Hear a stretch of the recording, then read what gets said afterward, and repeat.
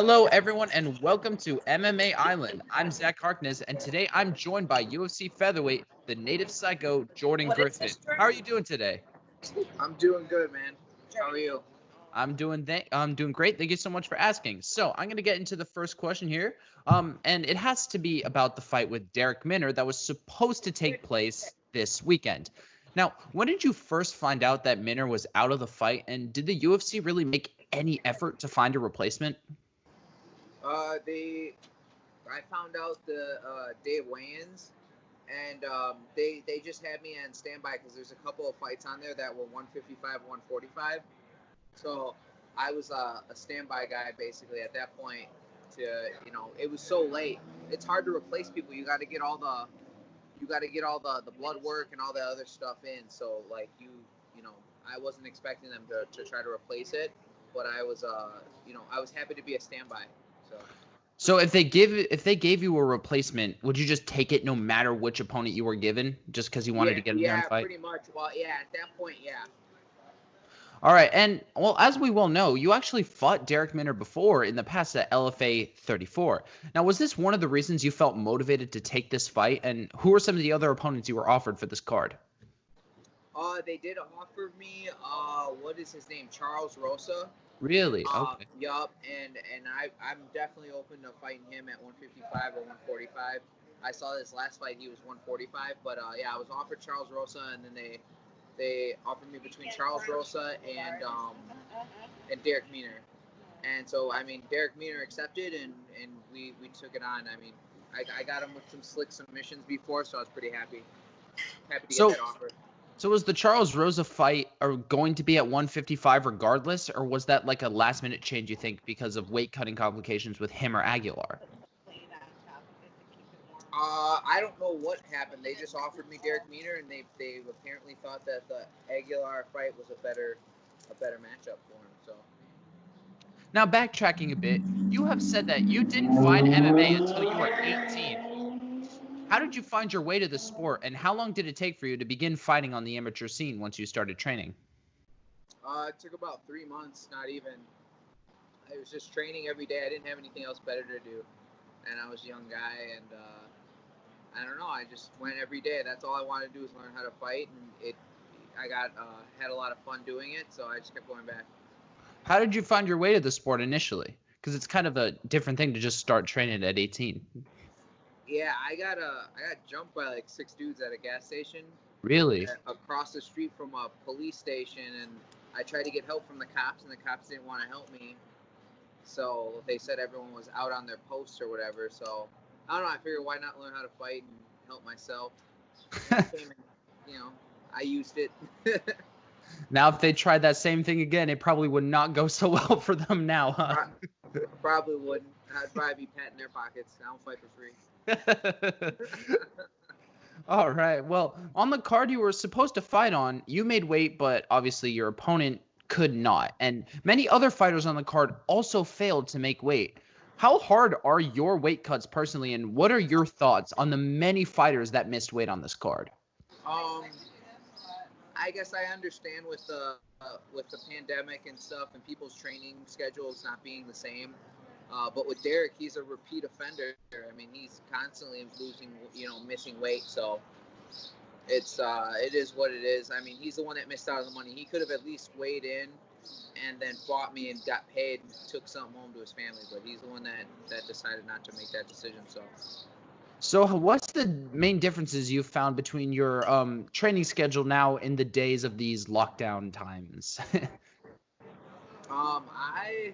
I mean, they want to offer me a fight on the 27th. So right now I'm having my fun today, and tomorrow I have to go do my laundry tonight and get everything set up, and I'm getting right back into camp tomorrow. So I already gained almost 30 pounds.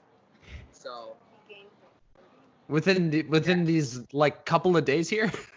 yeah, I was 20. I was like 20. I was like 20 pounds over the next day. Wow. So are you gonna cut back down, or is this gonna be like a lightweight fight? No, I'm gonna cut back down. We'll see who they offer me. I don't even know like who I'm gonna be fighting, but I'm gonna make by by this Friday or by next Monday, I want to be 160, and then they would fly me out on Tuesday, and then I just start the whole weight cut over again. So I'd start drinking the water, and it'll fall off.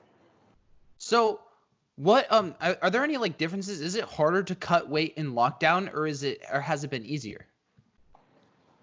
I don't know. It's been a little bit of back and forth. Yeah, let's go with easier. This last weight cut was easy. It was Really? actually really easy. When they called us, Derek Meter, when his camp called us, I think they were trying to negotiate to go to 150. And I think it was funny because, they're like, well, what's Jordan at? And they were talking to my buddy Rafi on my corner, and he was like, yeah, Jordan got 1 pound to go. I had like 2.5 pounds, so they're just like, whatever, like we're close enough. And we knew that they were going to be late on the weight, so I was like, cool, I'm gonna get paid extra. I just didn't know, I didn't realize that I was, that they were gonna completely back out. So. Did you at least get paid your show money from the UFC? Yep.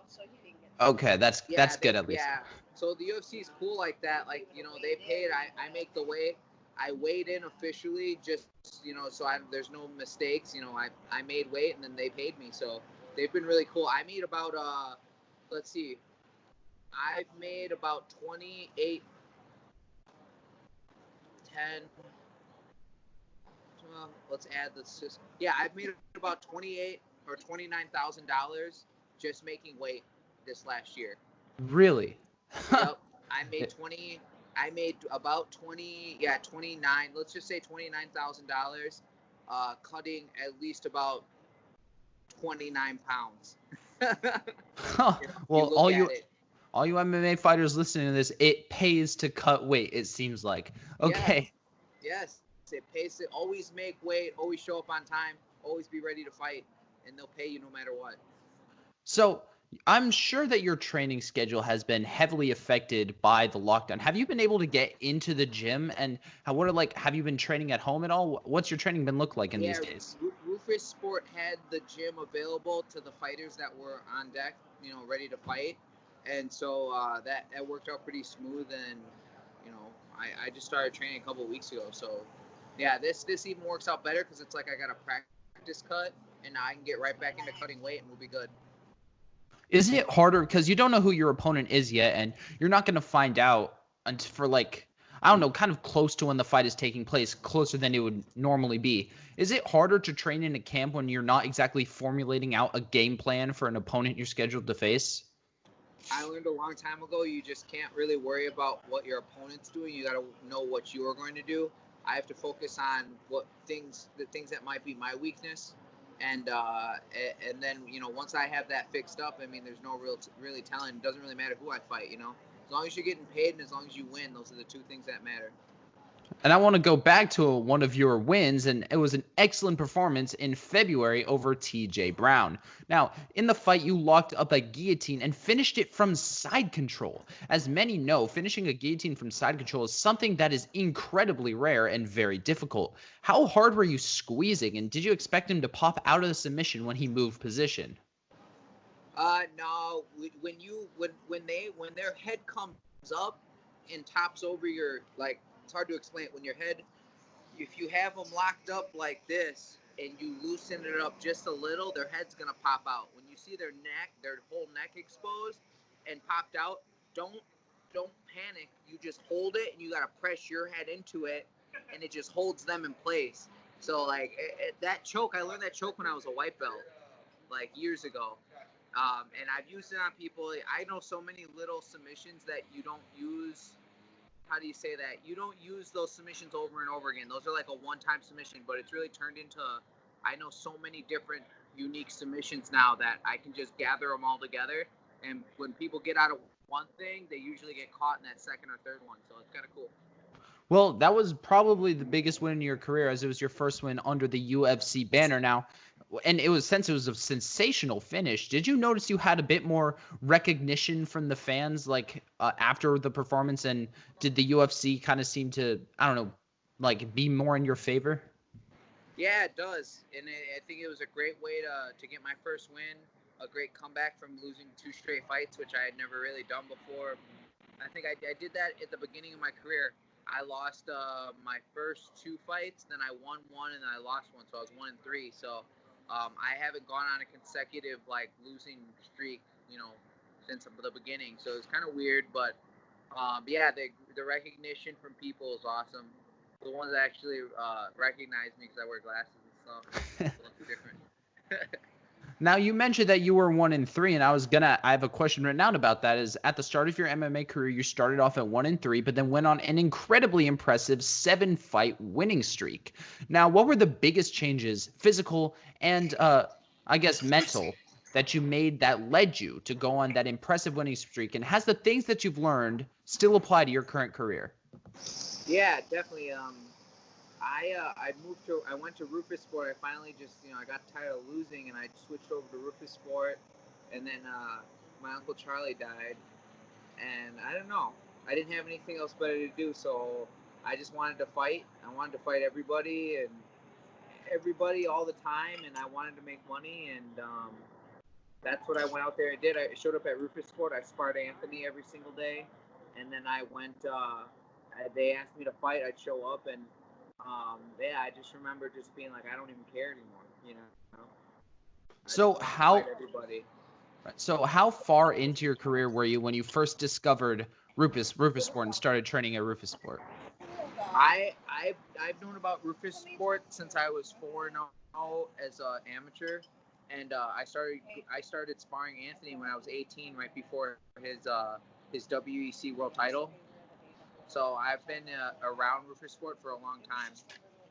And what would you say are the things that Rufus Sport, what is the best part about Rufus Sport, like from your experience personally? I would say just the people there, the people make the place, and I think just having the teammates it's nice having the teammates. We're all on the same page. We all have the same mentality. We all have families.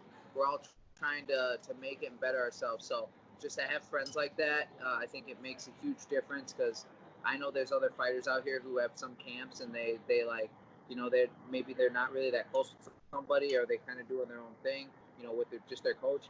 And it's nice to I have a whole body of people that we're all on the same page.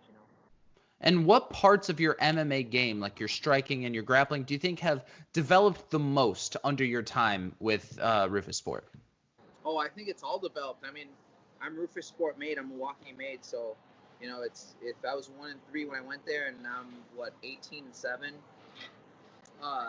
That's not too bad. No, it is not. Now, you mentioned a lot about the June 27th card. Now, is your involvement on this card a sure thing at this point? No, it's just something that was brought up. They asked me if I wanted to do it, and I told them I was willing to. So it wasn't something that you brought up to the UFC, like, I want to fight again? Like, if they didn't mention it to you, would you have mentioned it to them? No, it was something I was looking more at, like, actually, they did mention that was the next card, and I did say that I would be interested in that. But I mean, it was kind of like they offered it, and I said yes, because what I really want to do right now, and I'm really hyped about it, is I want to fight 27th, and I want to go to Abu Dhabi next month. So I want to go to Abu Dhabi next month, and that'll be the start of new contract money, and yeah, and I have a lot of other good stuff. The UFC's been really good to me, so I can't really complain. So in your ideal world, you don't take the fight, like the UFC doesn't come to you with the June 27th card. You try to get on the one of the Abu Dhabi Fight Island cards? Yeah, I would try to get there. To be honest, if we're out there, and let's say they took me that first week, let's just say if they take me to Abu Dhabi the first week of July, I will make weight, and I will fight anybody at 45 and 55, and I'll just stay there for one whole month and fight. And they can give me a fight every single week, I'll do it. If really? I don't get injured. Yeah, if I can get through even the first 3 fights and I'm not injured, I'll go into that fourth, you know what I mean, and just beast it out. So I'd actually be working through my whole contract. Really?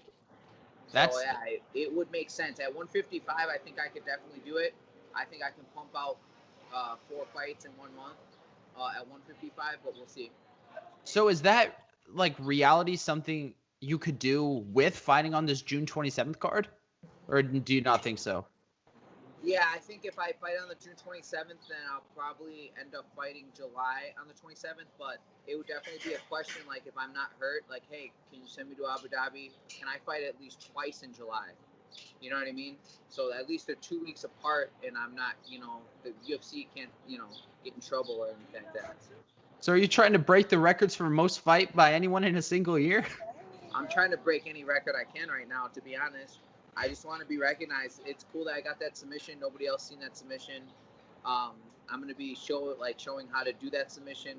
People, kind of did the breakdown on it too, and they're right. Like, for the most part, there's so many different variations from that position and people don't understand. But it'll be cool. So is that submission not a traditional guillotine? Was it something different? No, yeah, that's not traditional at all. I mean, it's just the positioning. Like, when you have that guillotine locked in like that, it's usually people have our food just got here. My man. You think we can wrap it up? Yeah. We could get one more question. All right. So, okay. Your nickname is one of the most unique and cool in MMA. Care to give us its origins? So I'm Native American, Mexican, and Black, and I fought on a lot of tribal land because I was with King of the Cage. I got signed to King of the Cage, and I was their bantamweight world champion, and I defended. But we'd go to tribal land all over the place. So I was, the natives. My coach Duke, he was like, you should do something that represents your people, and I was. They called me Psycho Hammer before. I used to slam people on their heads and finish the deal. And I need to get back to that. That's what I need to do. I've gotten too comfortable with these submissions, but he said we should call you Native Psycho. I said, okay, sounds good. So I went with it, and kids love it. Everybody loves it, I guess. So. Well, I guess that's all we have for today. I would like to thank you so much for joining us. Is there anything you would like to say to the people out there? Oh, not much. Hey, follow me on Twitter and Instagram at Jordan Griffin 29. Well, I would Native Psycho. Well, I would like to thank Jordan Griffin for joining me today, and I would like to thank you, the viewer, for watching this interview. I've been Zach Harkness with MMA Island, and I will see you all in the next one.